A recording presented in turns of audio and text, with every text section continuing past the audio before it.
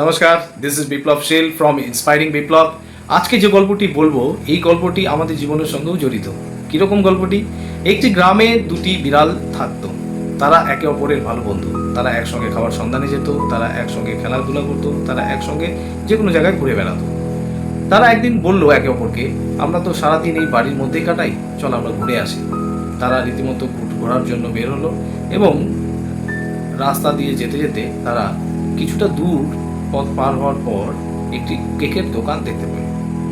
তারা সেই কেকের দোকানে গেল এবং দেখলো যে কেকের খুব ভালো সেন্ট, মানে খুব ভালো সুগন্ধি বেরোচ্ছে। তাদের খেতে ইচ্ছে করলো কেকটি, এবং তারা কি করলো, তাদের মধ্যে থেকে একজন একটি কেক নিয়ে ওখান থেকে পালালো, অপরজন তার সঙ্গে সঙ্গে পালালো।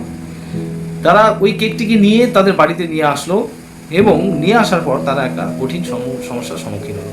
সমস্যাটা কীরকম? তারা দুজন, কিন্তু কেক একটি মাত্র। এবার তারা ভাবলো যে এই একটা কেককে আমরা ভাগ করবো কীভাবে। এই নিয়ে তাদের মধ্যে এক কথা দু কথায় বচসা লেগে গেল। তাদের মধ্যে তুমুল ঝগড়া, একে অপরকে মারামারি, এরকম পর্যায়ে পৌঁছে গেল। সেই সময় পাশ দিয়ে এক বাদর যাচ্ছিল। তো তাদের ঝগড়া শুনে বাদর সামনে আসলো, ভাবলো যে কি জানি কি হলো।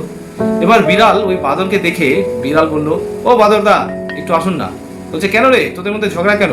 বলে কি, আর বলেন না, আমরা একটা কেক পেয়েছি, এবার এই কেকটা কিভাবে দুই ভাগ করবো এটা বুঝে উঠতে পারছি না, একটু এসে আমাদেরকে ভাগ করে দিন না।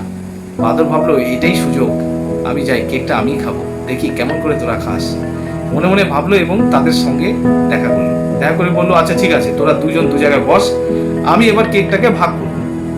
যতক্ষণ না সমান ভাগ হবে কেকটা, ততক্ষণ পর্যন্ত কিন্তু তোরা কেউ কেক পাবি, ঠিক আছে? এবার বাদর কি করলো, একটা পোর্শন ছোট ভাঙলো আর একটা পোর্শন বড়। এবার দুজনকে দেখালো, দেখ দুটো সমান হয়েছে। দুজনে বলছে, না না, সমান হয়নি, সমান করতে হবে। ওকে দাঁড়া, কোনটা বেশি বড়? এটা, ঠিক আছে, এখান থেকে আমি খাচ্ছি একটু। ওখান থেকে নিয়ে একটু বাদর খেয়ে নিল।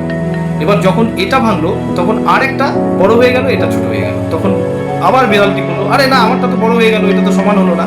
বাদরটা এইভাবে একবার একদিকে ডান দিকের টুকরো থেকে খায়, একবার বাঁ দিকের টুকরো থেকে খায়, একবার ডান দিকের টুকরো থেকে খায়। এভাবে সমান করতে গিয়ে বাদর কি করলো, পুরো কেকটাকে খেয়ে ফেললো এবং দুজনকে বকে দিল, বললো, যা, তোদের জন্যই আমি ভাগ করতে পারলাম না, যা, তোদের ভাগ্যেই ছিল না। বলে বাদর সেই বাড়ি থেকে বের হয়ে গেল।